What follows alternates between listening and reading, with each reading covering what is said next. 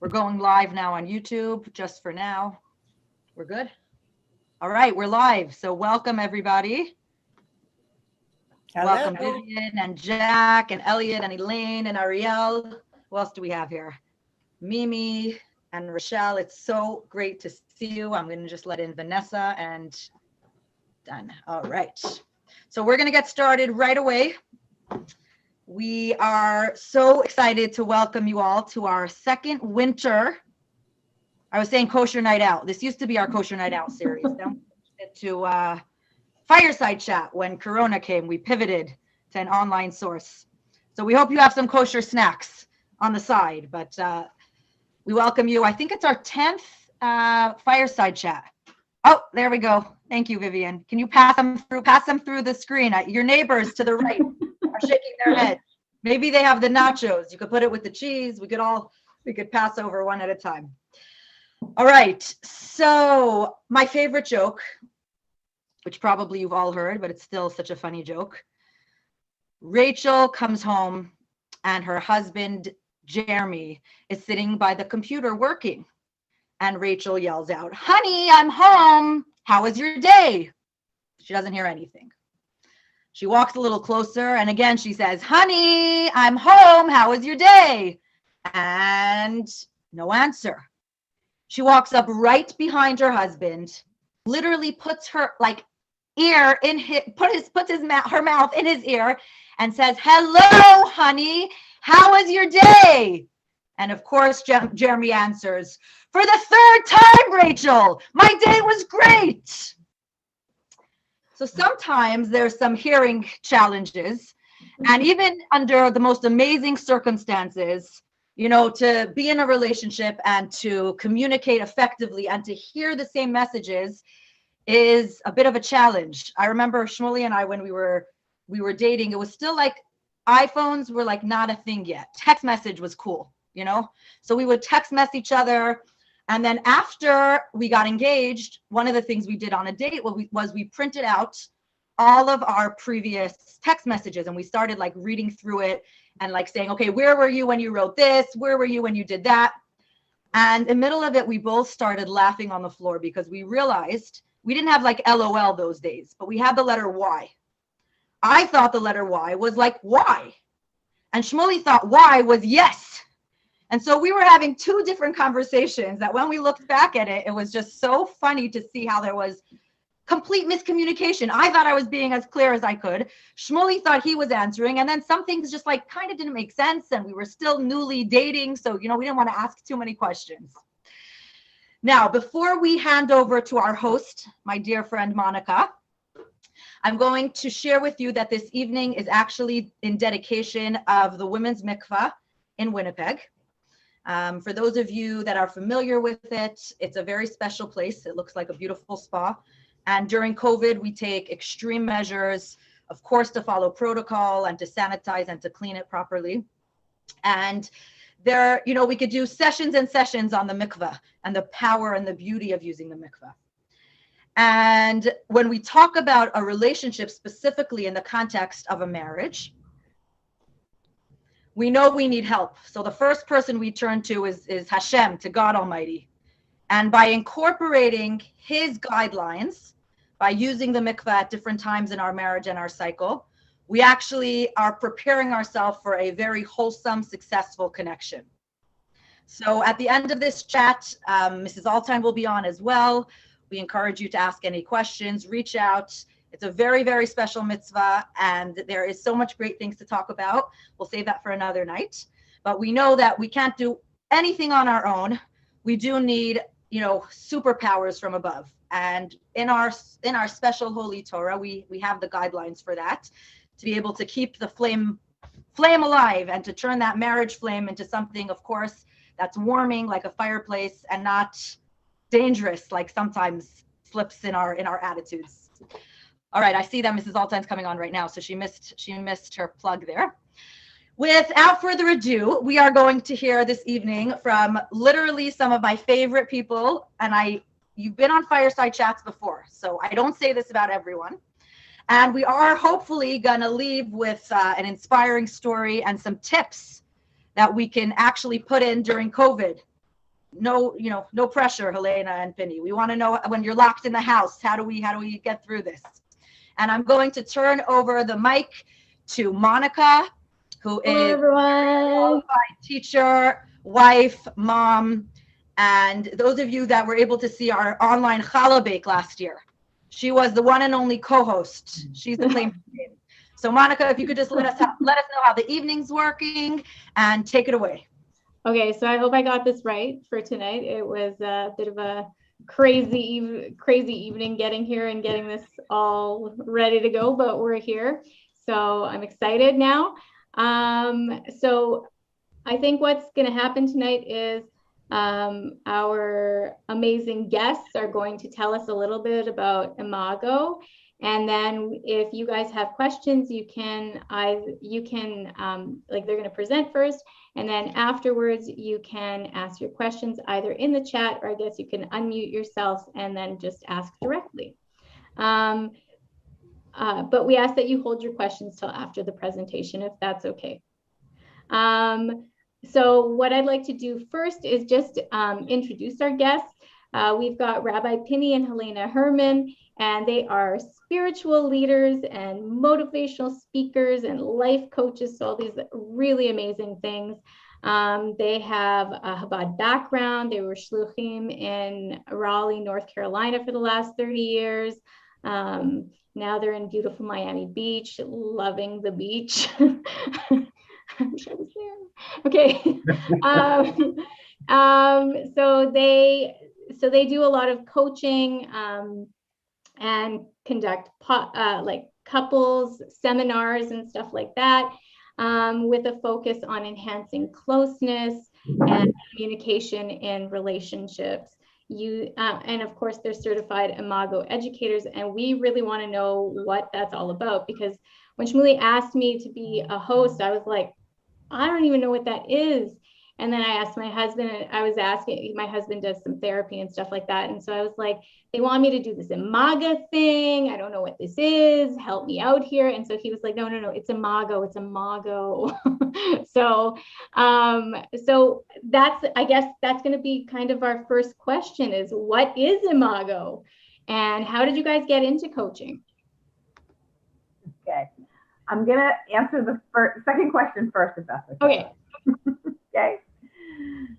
It's a real joy to be here. I know some of you, and we're very honored, and we're really happy to be here. So we'll never say no to an opportunity to talk about relationships and marriage, because we have our own journey with this.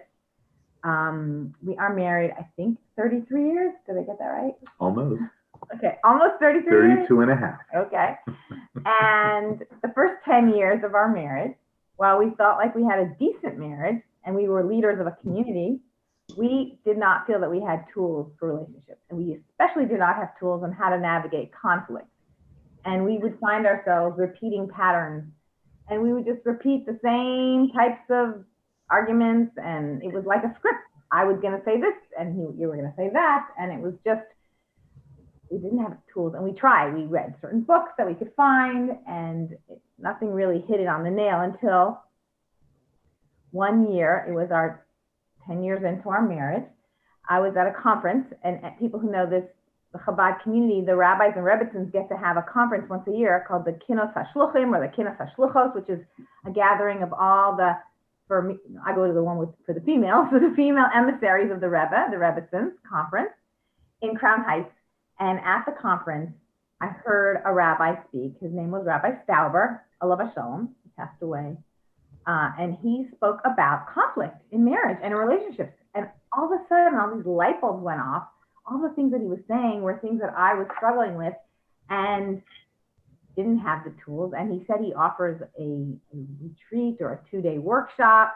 And I came home from the conference, and immediately I wanted to go. And how many women want their husbands to go and schlep their husbands to these kinds of retreats or conferences or workshops? And I was trying to figure out how I could get my husband to join me. So I just shared a little bit about what I heard from Rabbi Stauber.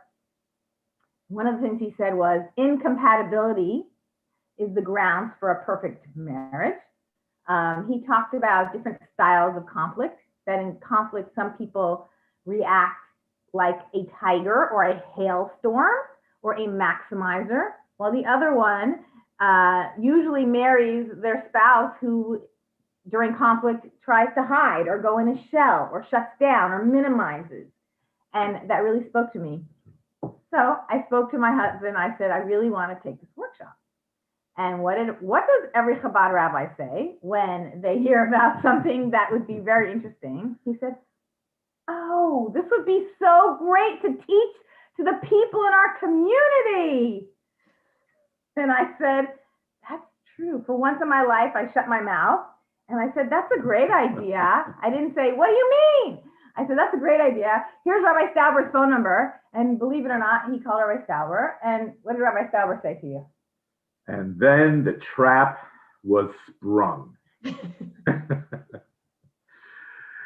So I talked to Rabbi Stauber about all of this, and I have a master's in counseling and all these things. And he says, listen, he says, before you're going to teach this to your community, you have to experience it yourself. You have to go to this workshop yourself, and only then can you teach it to your community. So I was pretty much left like nowhere to go but to the workshop.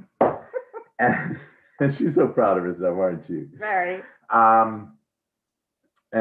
Yeah, so that's what we did. We went to the workshop, and it was really very eye-opening. I mean, it was, right before that, I think we were into the whole Mars Venus thing, which got us somewhere, but Imago took us to a whole different level.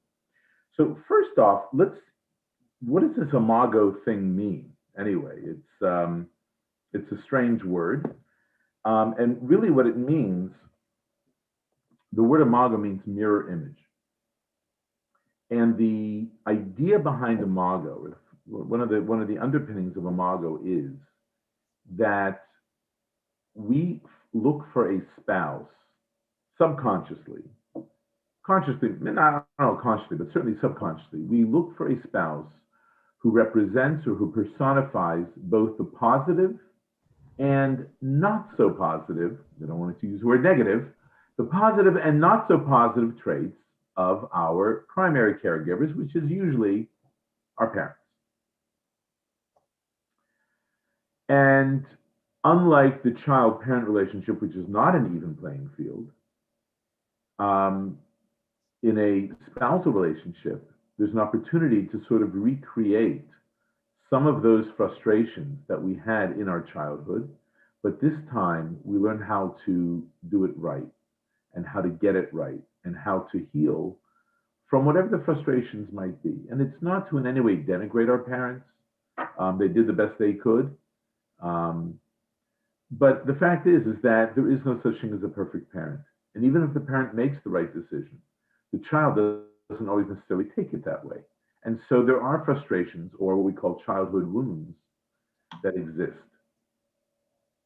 And one of the ideas behind marriage is that there's an opportunity now to get it right and to heal those childhood wounds. So people don't always understand that, like, what do you mean? I didn't marry my father. You're nothing like my father. I'm saying in reality, you're nothing like my father. I am not. So when I heard that, I was like, that doesn't make sense. I went and married someone really different than my father on purpose, actually, even though my father's great.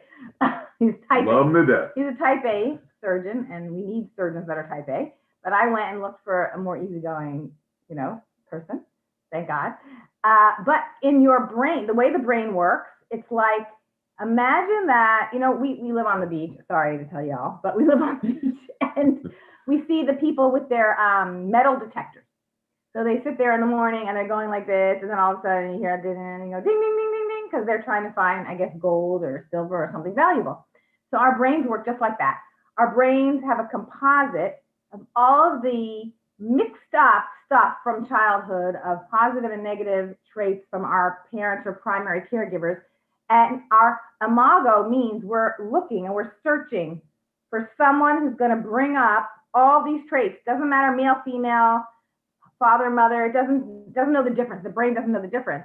But why you're attracted to certain people is because you're drawn to somebody who's going to recreate some conflict because you want to get it right and you want to heal and you want to grow. And so when we took one of the chapters that we teach a 6-chapter curriculum, and it's really neat because it's a Jewish curriculum. In that curriculum, on chapter 3, you uncover the mystery of who you married and why you married that person. And it feels like for us, when we were married 10 years, it felt like the lights went on in the room, and we kind of understood why there's things that I do that bother my husband and why things that he does that upsets me. And now we have a formula that we can work with because we understand the mystery of why we get triggered or why we get upset at different things. So, for example, so Elena's father is a surgeon. Surgeons are, for a child, are somewhat unpredictable. You don't know if they're coming home, they're not coming home. Then maybe they came home and they have to go back to the hospital. So you never know if they're coming or going. You don't know if they're going to make it to your dance recital or not make it to your dance recital. And what's worse is that what they're doing is so much more important because they're saving lives. And so you feel guilty when you feel badly that your father's not there for you. So Helena decided there is no way that she is going to marry a surgeon. So instead, she marries a rabbi. It's the same thing because emergencies always come up. You never know if he's coming or going. And the only difference is the Porsche. You don't have a Porsche? I don't have a Porsche. I don't even want a Porsche. But anyway, so even though it may not be the exact replica of your childhood, but still the basic tenets are there, the basic ideas are there, and it recreates some of that conflict. Absolutely. And we were going to ask you what you thought. Maybe you could put in the chat. We have a question for everybody. What do you think the most important ingredient in a relationship is? It could say in a marriage or in a romantic relationship. And by the way, everything we're sharing here, I believe can be used not just in marriage, but I think it can be used at work. It can be used with colleagues, coworkers, parents. There's things that are showing up that you'll be able to take from it, what we're going to share soon. What do you think is the most important ingredient? Let's see if anybody's answering. In a relationship. Trust, clear communication. I'm seeing. Yes. Understanding what they need. Yes. Mm-hmm. Great. All these are very good. Come on, folks, just blurt them out. Respect. Respect. Yep. Anybody else? I did this once for a college campus, and we went around the room. There were 30 people in the room, and everybody had a different word, but no one said our word, actually. So I'm waiting to see. I don't think we ever did a class yet where someone said our word. No, never, not yet. So I love all the words. Because they all are important.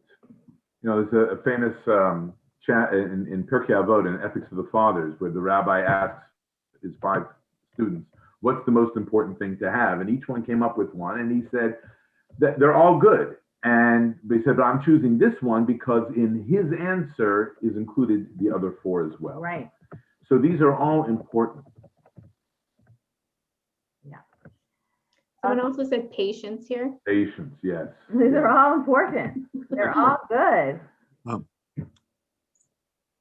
Somebody want to say something? Earl, did you say something? Well, empathy. Empathy. I was muted. I don't think you heard me before. Now I'm hearing you. Now we hear you. Loud. Okay. Are you in New York by any chance? We're in Nope, Miami Beach. We're in Miami Beach. Where Oh, great. But how's the COVID down there? I don't know. We're just trying to lay low. Do our Oh. best to avoid it. Okay. Anyway, Yeah. so, all right. So we've got a lot of great answers. And here is what Imago said. Imago says that the base word, the foundation of all of it is safety. Because when we feel safe with each other, then we're able to truly hear the other person We're able to respect the other person, and we don't have to hide behind anything. We don't have to wear a mask. There you go. Yeah, see that? Sure. Purim's coming up and COVID, don't have to wear a mask. And so safety is really, really crucial. And so just to sort of explain this a little bit more, we read last week, God commands the Jewish people, build for me a sanctuary, I will dwell in them. And the Talmud says, it doesn't say in the sanctuary, but rather in them, in each and every Jew. In other words, each one of us creates a sanctuary, a holy space for God within ourselves. And the same holds true in our marriage. We are creating a holy space. Now, all of the holy objects and items that were in the tabernacle, the holiest of holy was where the ark was. And the Torah describes in great detail about how the ark was made and about the covering over the ark. And on that covering, there are two kruvim, two cherubs that were facing each other. Now, according to some opinions, the cherubs actually represent male and female, husband and wife. And the idea being that even after we're married, we are still individuals. Okay? I am I, and you are you, right? And at the same time, there is something that we're creating together, a relationship that we're creating together. And in Imago terms, we call that the space in between. And so we continuously give to that space in between in order to enhance our relationship. And God tells Moses that I will speak to you from between the two cherubs. So that when we create this space, when we fill this space with all of the words that you said, certainly the safety, but the respect and the patience and empathy and all of those words, then God, in a sense, God speaks to us then. That is when we have a space for God. Because marriage is not just between two people, it's also the third party in the relationship, which is God.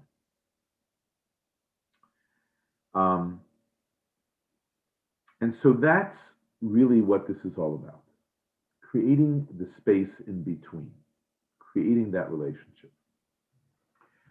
And in order for that to happen, one of the primary things, and this is really the tool that we're going to be talking about primarily tonight, is what we call the Imago Dialogue. When you watch a group of people talking, so one person speaking and the other people are? Listen. Well, maybe. No. Generally, what I usually see is that they're all waiting for that person to stop talking so they can say what they want. And we have that in relationships as well, especially when there's conflict. So one of our favorites, we're not doing a demo, are we? So one of our favorites, being a Chabad rabbi in Rebbitzin, is coming home late. Can you imagine a rabbi coming home late? I could never imagine such a thing. It happened once or twice. Anyway, in a normal, but in very often a typical relationship, it'll be you came home late and I cooked dinner and it's burned or it's cold or the kids are running wild or whatever it is that's going on.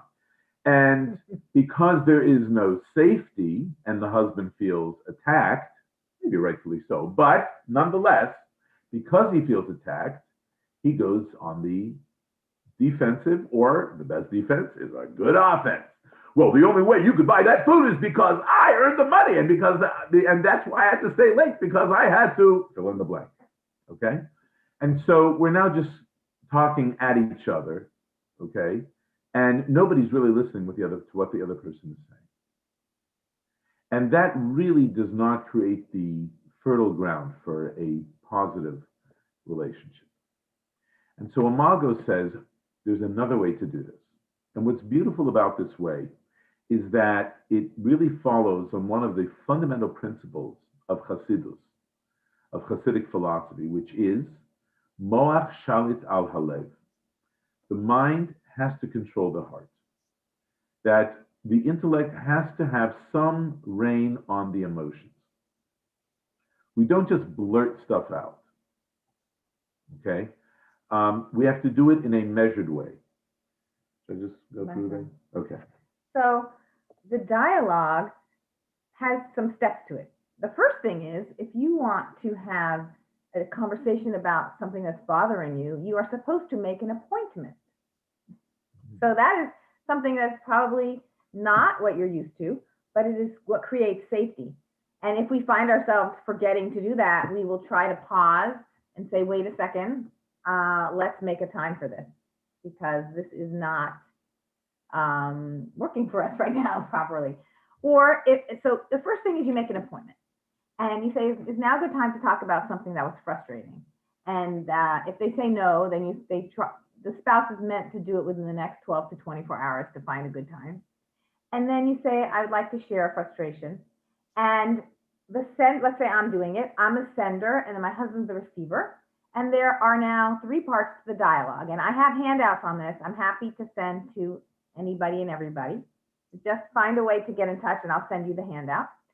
And we say, I share my frustration. I start saying, when you came home late, it was really frustrating. And the other person is going to mirror. So step 1 is mirroring.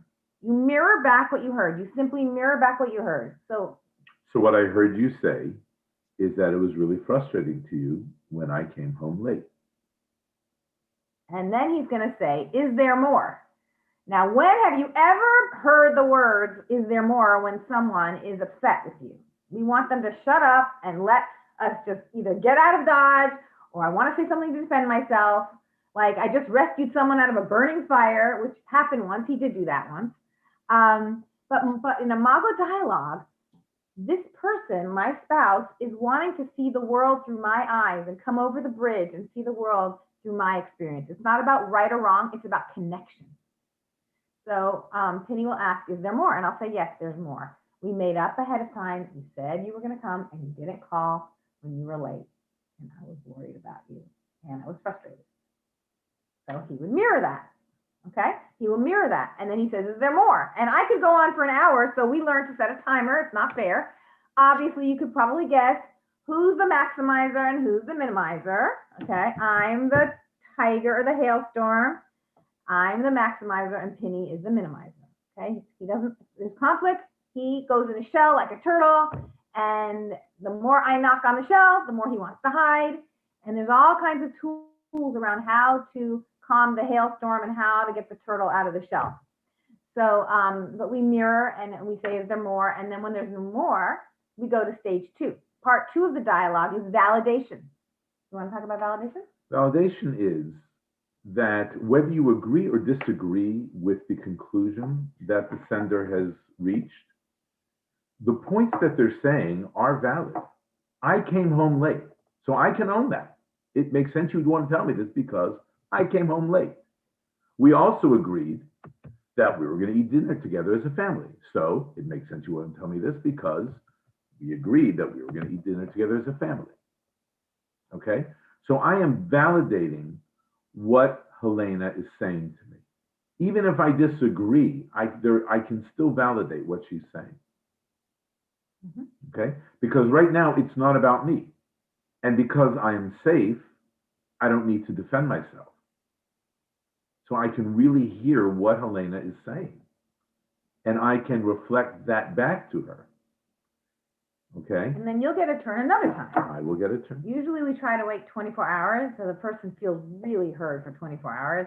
And then the other person can take a turn the following night. But if you don't have that long to wait, you can wait. It's nice to wait a half hour, even an hour. It's best to do it that way, but you don't have to. Nope. And so part 3 is really interesting.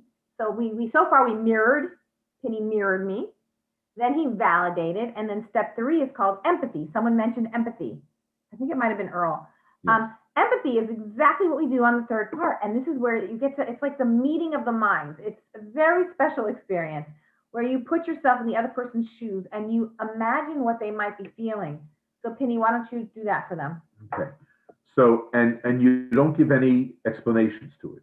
You're just saying the feeling words. I imagine you might be feeling resentful, angry, unimportant, scared, frustrated, overwhelmed. Okay. Did I get that right? Yeah. Is there more? I'm hopeful now. Hopeful. Okay. Yes. Okay. So yeah. So that's the basic of the dialogue. I mean, we're just giving you a little taste. It takes a lot to learn it, to practice it. It's simple but profound, and it's not as easy as it looks, especially around conflict, right? Especially on conflict, and especially the first. Well, all three of them. I mean, when we work with all three parts, when we work with couples, I mean, it sounds so easy, but when they start actually practicing, the sender could say the sky is blue. And the receiver's like, what was that again? I mean, literally, they really cannot mirror back. It does take time to learn how to do this. It seems simple, but it's not as easy as it looks because we're not trained to do that. We're trained to spar. We're trained to defend. We're trained to protect. And this is just a totally different way of hearing another person. Okay? So even though there's a script, and some people think that's weird and it's stilted, I haven't found a better way to navigate conflict. And if you find one, let me know what it is, because I don't have one. And we had a doctor sponsored me to get trained in Imago, and we had a workshop, and he and his wife came, and this is crazy. But after we taught the Imago Dialogue, she went and practiced it. Because we broke up into groups, and she came back and she goes, I don't like this tool. It's really stilted and it's really dry, and I don't really think this is going to work for me. And I really felt bad because her husband paid for me to get trained in this method. But I was trained to say, so what I hear you saying is you don't think this method's going to work for you, and I hear you. I mirrored what I heard. And believe it or not, and I want to tell all of us to give positive feedback to people, really, because I waited a year for her to come back to another workshop. And a year later, when she came back, she said, I have to say something to everybody in the room. Guess what? I didn't like the dialogue. I thought it was like, what's the word she used? I thought it was uncomfortable and stilted. And anyway, I want you to know it's the best tool I ever tried and used. Even though it's a little weird and awkward, it's the only thing that works, and I really love it, and we use it. So I was like, yay! That took a year until I found that out. It took a year. So even if it's like something, it's just not familiar to you, I mean, it just works. And having a script when you're upset, having a structure is very helpful. Like Judaism is all about structure. We know what to do on Purim. Tomorrow night is Purim. We know what to do. Within that structure, we can get creative, but we know what it is, and it feels comforting to know this is what we're doing on Purim. It's comfortable, right? I want to share one more thing, and then we're going to open it up to questions and answers. There's 3 stages. If I would have known this next part before, when I got married in the beginning, it would have saved us and me a lot of pain and heartache. I had no idea. There are 3 stages in every relationship. Do you want to share what they are? I would love to. Okay. And that's talking about whether you got into your college of your dreams, whether you got a new job or you started a new career, right? There are 3 stages in every relationship, even in your relationship with your work. Okay. The first stage is what we call the romantic stage. This is the best thing. This is awesome. It's amazing. And that's all you talk about. It's all you think about. And everybody around you is sick of hearing what it is that you're saying about this stuff because you just continue to talk about it constantly. Mm-hmm. So that is the romantic stage. Everything is amazing. Yeah, like when I hope they're not listening to this, but like when my sister-in-law married my brother, so when they were engaged, she was like, Shmuley, this is the greatest. I never heard one bad thing about him. I'm like, I could tell you about 10, but I'm not going to. Like, nauseous, So so funny. Okay. And that part of the relationship is anywhere from 0 to about 18 months. That's how give long or it lasts. take. That's okay? about how long that stage lasts. Then comes the fun stuff, where the passionate person who is so full of life all of a sudden doesn't have an off switch. Why can't there be any quiet time ever? Okay. So all of a sudden we're in the... Or the easygoing person. Yeah, okay. Yeah, let's hear about that. The easygoing person. Like, can't they make a decision? Make a decision. Where are we going to go? Just decide already. What's taking so long? Well, Right? the easygoing person is like annoying. Why don't just make a decision? Yeah. Okay. Okay. And that's what we call the power struggle stage or the conflict stage. And that can last anywhere from 18 months to 120 years if you don't get help. If you don't discover Imago. No, there might be other ways. There are other ways. There are definitely other ways.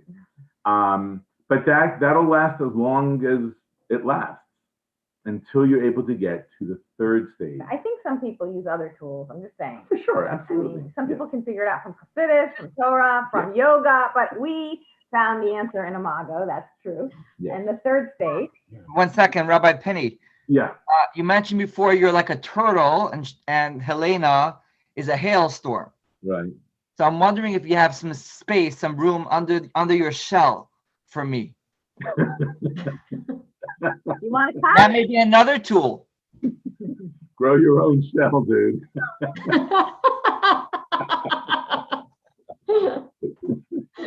Okay. And then, The third stage. so the third stage is what we call the enchantment stage. Enchantment. Okay, and it's conscious love. So whereas the romantic stage, and we use the term romantic, but it's the romantic stage is where it's like the endorphins are running. It's like you're on drugs. You're just totally infatuated with this person. The enchantment stage is you're enchanted by this person, okay? And it's a much deeper and more conscious kind of relationship. Where you can see the person's faults and still accept them. That they don't have to just be a reflection of you. Like, they're not there only to meet your needs, but they can be a separate person with their separate desires and separate needs. And you can see the warts and kind of, yeah, maybe find humor in them or start to appreciate it and not feel like they have to be a carbon copy of me and only do what I desire and what I want. But we accept that we're separate, we're different, and we want to appreciate each other's differences and celebrate them. And what happens when you do this work long enough is the turtle becomes more like a hailstorm, and the hailstorm can become like a turtle. In other words, we just take on a little bit of the other person's traits and becomes more even. It's an even playing field. So I found something in a siddur. We're both looking for the siddur. It's over there. You want to get it? In the Shachris Tefillah, in the morning service, right after the prayer Yishtabach. If you have the Chabad siddur, it's on page 38. Okay, I'm sorry, 39.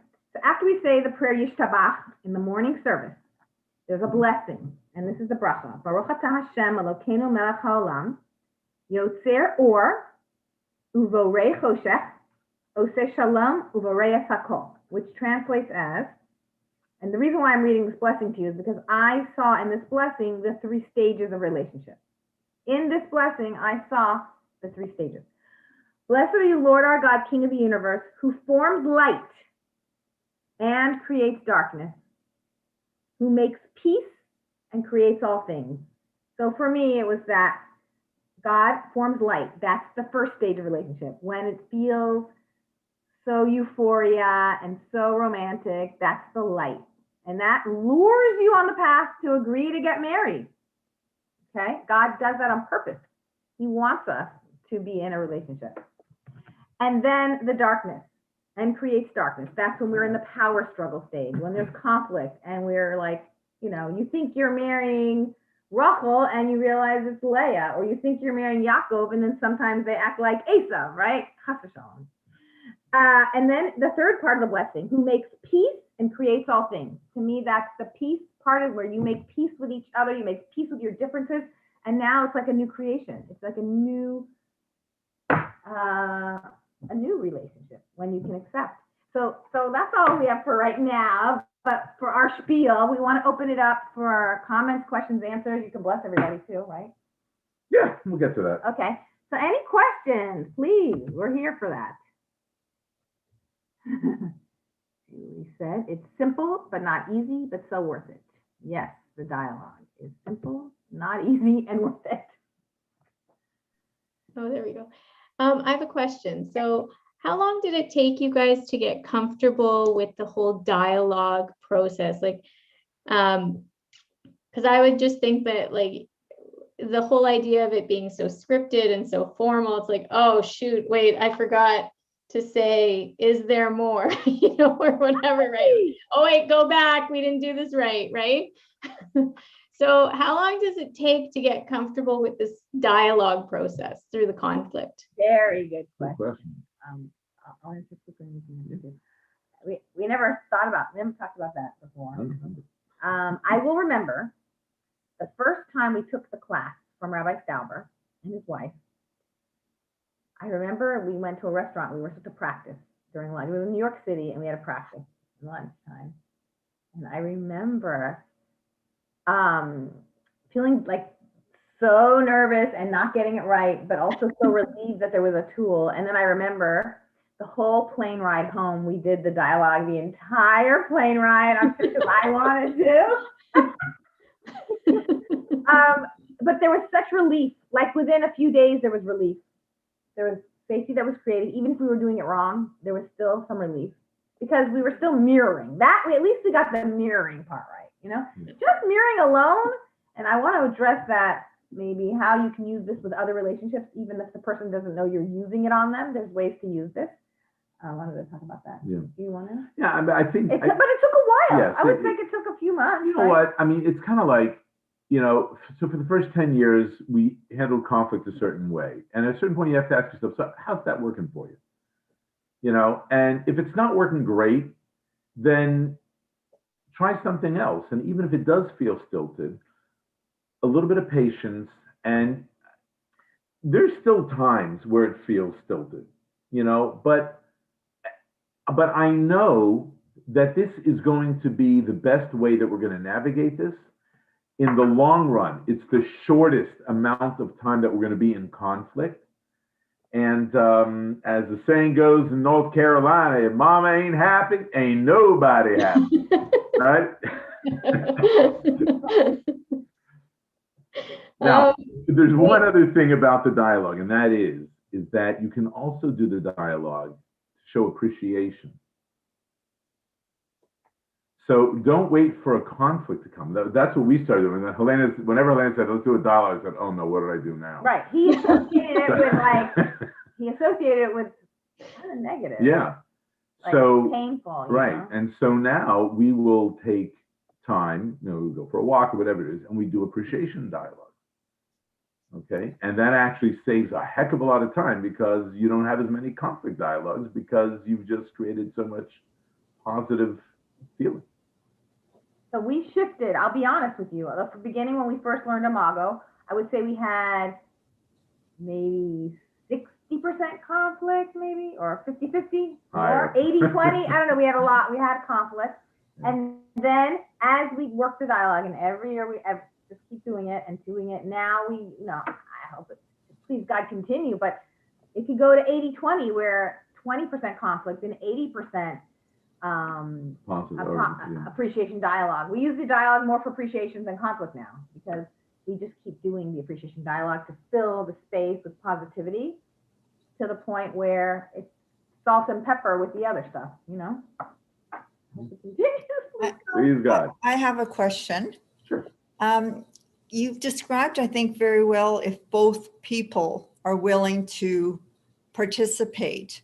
I'm thinking if you're in a work situation and you want to introduce this to someone or you'd like to use this approach, how do you get them to buy in, or how do you even introduce the approach to somebody that is not familiar with it?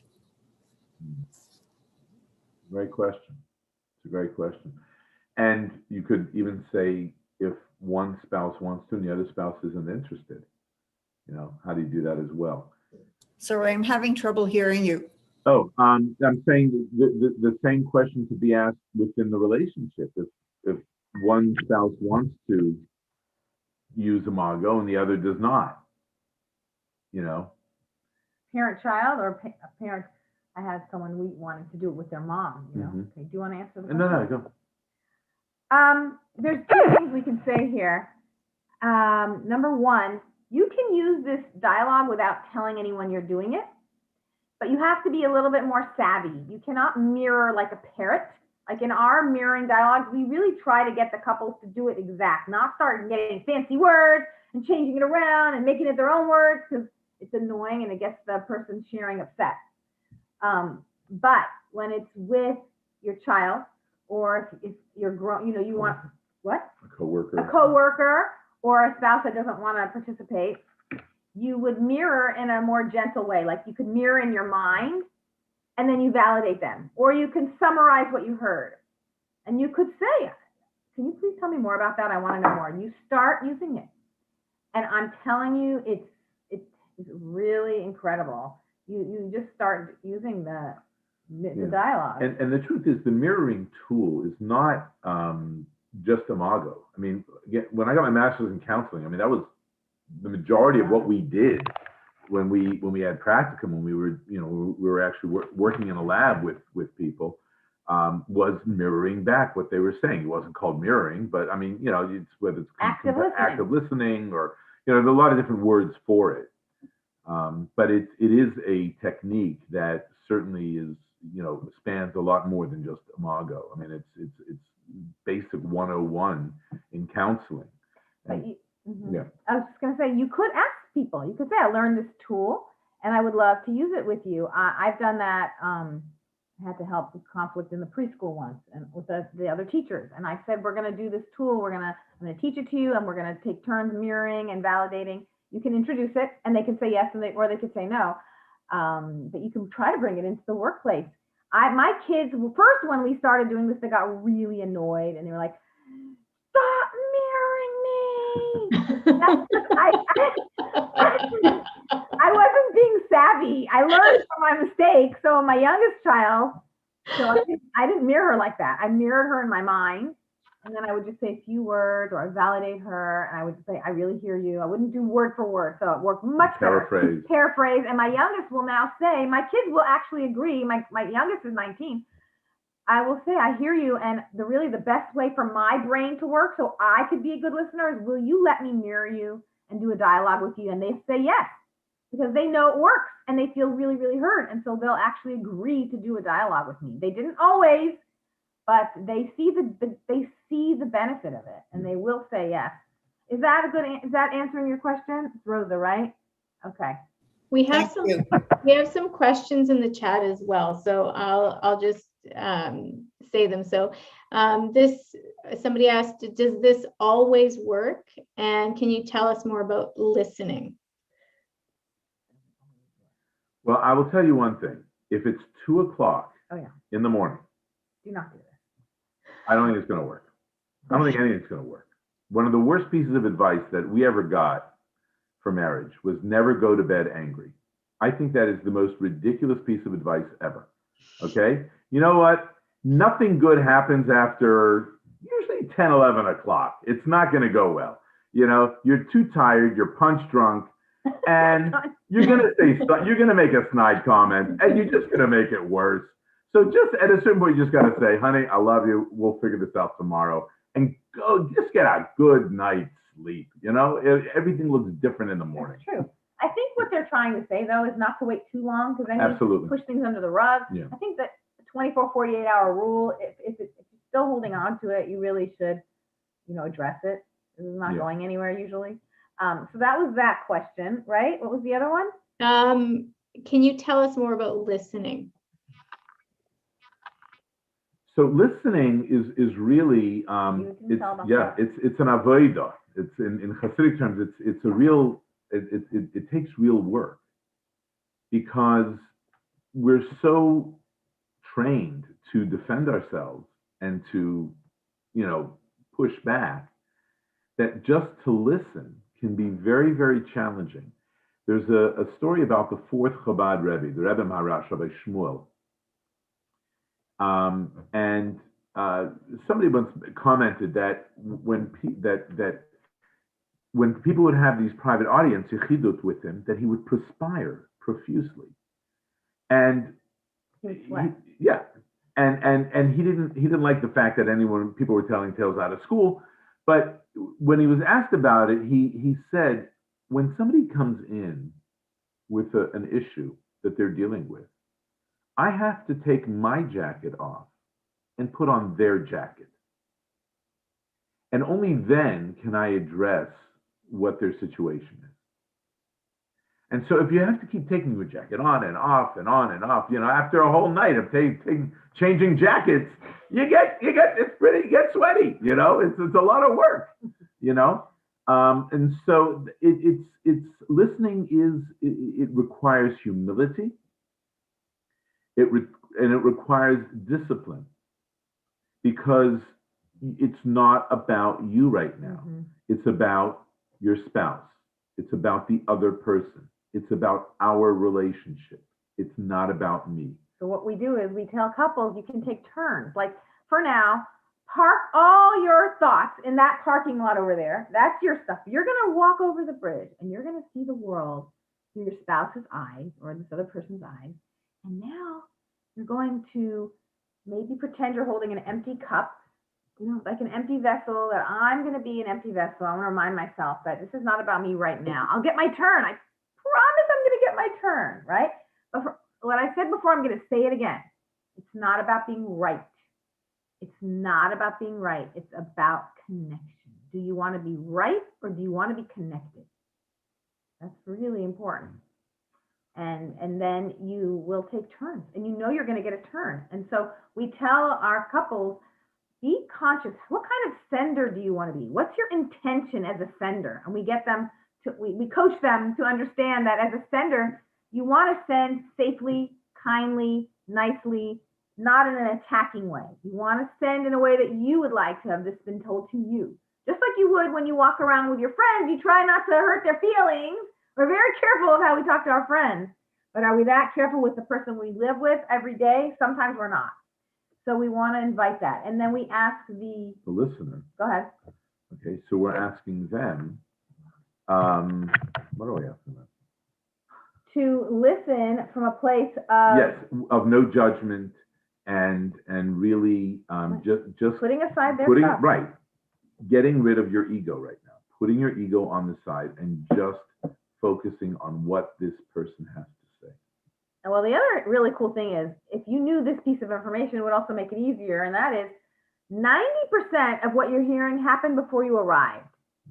90% of when someone is upset, and we use the word in psychology, they're triggered, they want to fight, flight, or freeze, right? 90% happened before you got there. It happened from the past. This person is just touching a wound that's an old wound, and they only did 10%. When my husband comes late, he only did 10%. 90% happened before he got there. And so then you don't get as defensive. You're able to listen, because you know that when you listen, as you're listening and as you're doing the dialogue and as you're empathizing, all these feelings of anger, frustration, sadness, as they're saying the words, I imagine you feel angry, frustrated, resentful. It's actually leaving your body and your system, and you're starting to now reprogram. The system starts to feel, I had it with a couple today. They said, angry, frustrated, but all of a sudden they looked surprised, it was all over Zoom, and they're like, actually, I feel really hopeful right now. I don't feel angry anymore. It just left. My anger just left me, because we were validated, empathized, and we were present. And then within a minute or two, sometimes the feelings will just dissipate, and you can start being in touch with your hopeful side. Right. I mean, one of the examples that Helena likes to give is, imagine that you broke your arm and you forgot that you broke your arm. And then someone just comes by and just touches you. Say, hey, how you doing? Ah, you broke my arm. No, you didn't. Your arm was already broken. You had amnesia. You forgot that you broke your arm. So you didn't actually break the person's arm. You just reawakened it. Okay. There's a comment from Julie. She says, sometimes I force myself to start with an appreciation dialogue when all I want to do is propose a conflict dialogue. But when I do that, by the time I get to a conflict dialogue, I already feel a bit better. Absolutely. Ma'at or docheh harbe choshech. A little bit of light dispels a whole boatload of darkness. And Yeah. And then You feel the same way. And then have you had a time when you went back to your old habits? And then how do you get back to the Imago Dialogue once you've sort of fallen into old patterns? yes, we still do. And that's fine. We're human, and it's okay. It's okay to be human. Typically, what will happen is at some point, one of us will say the magic words. So what I hear you saying is, okay? At some point that'll happen. And if it doesn't, well then, have at it. A good hockey brawl never hurt anybody, right? You Canadians, you know what that's all about. Right?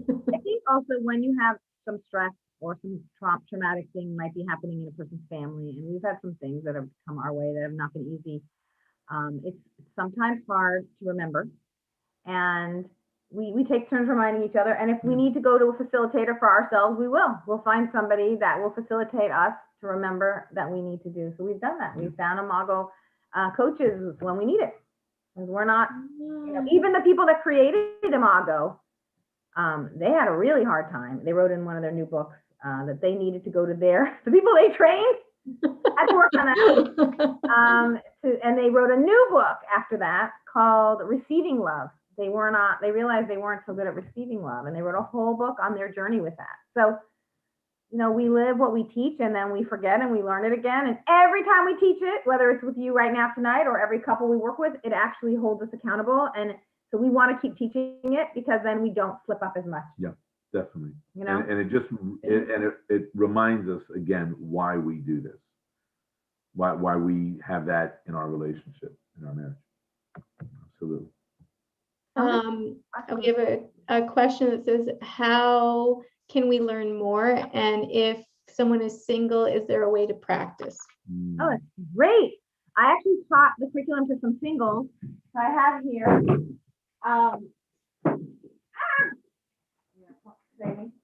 Okay, this is the curriculum we teach. It can be ordered online. It's called Couplehood is a Spiritual Path. I actually taught this to some singles. And then there's another book they wrote, Making Marriage Simple. This is really nice. It's a Jewish curriculum. I can send anybody the links for any of this. And then they wrote a book called Making Marriage Simple. It's excellent. It's just so good. I have my friend, her single daughters are reading it because they want to know as much as they can. And, we're available. We coach over Zoom and phone. And if anybody wants to know more and wants to be coached, we're here. But yeah, there's plenty more information. And I have a couple of classes on that are recorded. If anybody wants to hear more, I have some of our classes that I can share too. Yeah, and if you're single, you can also, again, these tools can work in any type of relationship, even with friends. I know when the Staubers actually came to Raleigh to present Imago, one of my supporters who owns a factory said, "Wow, this would be great for customers, to deal with my customers and to be, to repeat back what they said and, just really demonstrate that I heard what they're saying and that I'm taking their needs into account and their concerns, et cetera, et cetera." So yes, you can practice it really in any kind of relationship.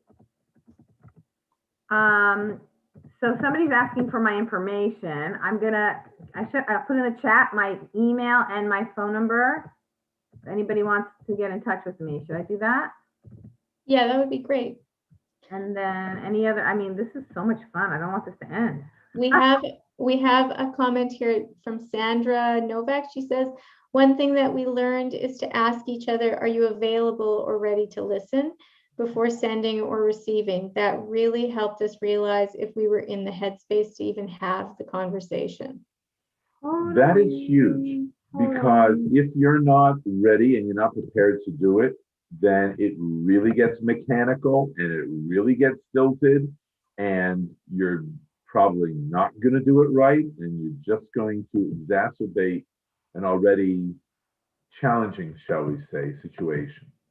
And so it is important at some point, again, as Hasidus teaches, the intellect has to, at a certain point, the intellect has to say, hey, grow up.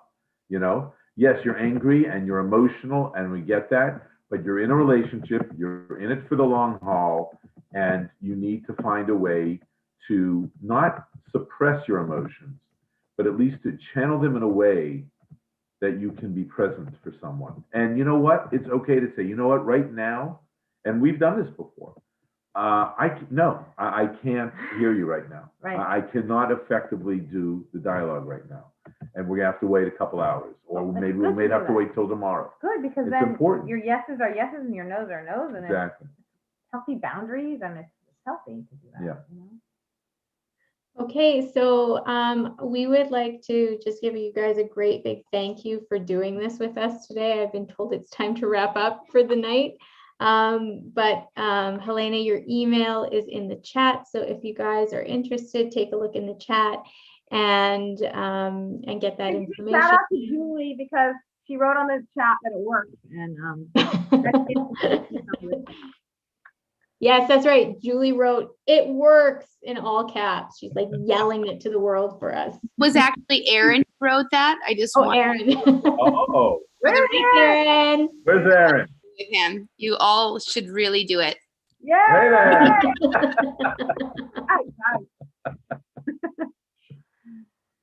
Okay. Okay, All so right. I just want to jump in here and on behalf of the Jewish Learning Center and Chabad, we want to thank you so much for generously sharing your time and love and wisdom with each and every one of us. And I want to thank each and every one of you for joining this beautiful Fireside Chat. Thank you for coming on and spending the time together. There's a beautiful quote I came across. It says, "Coming together is a beginning. Keeping together is progress. And working together is success." So I wish you all much success in your relationships, in fostering and deepening your relationships. And I also want to wish each and every one of you a very happy and joyous Purim. We say La Yehudam Haisa Ora V'Simcha V'Sason Vikar, that the Jewish people they celebrated Purim with light, with joy, with happiness. May we all live and enjoy this Purim and coming Purims with joy, with happiness, with gladness of the heart.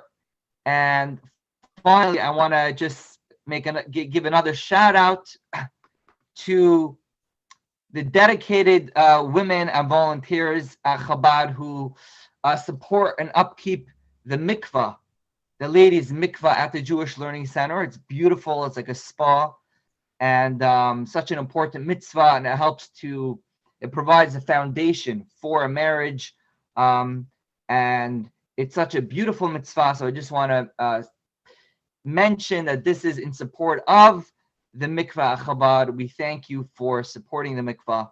And again, we thank Rabbi Pinney and Helana Herman for joining us tonight. And a huge thank you to Monica. Monica. Thank you. I just want to jump in really quick because I just want to clarify this.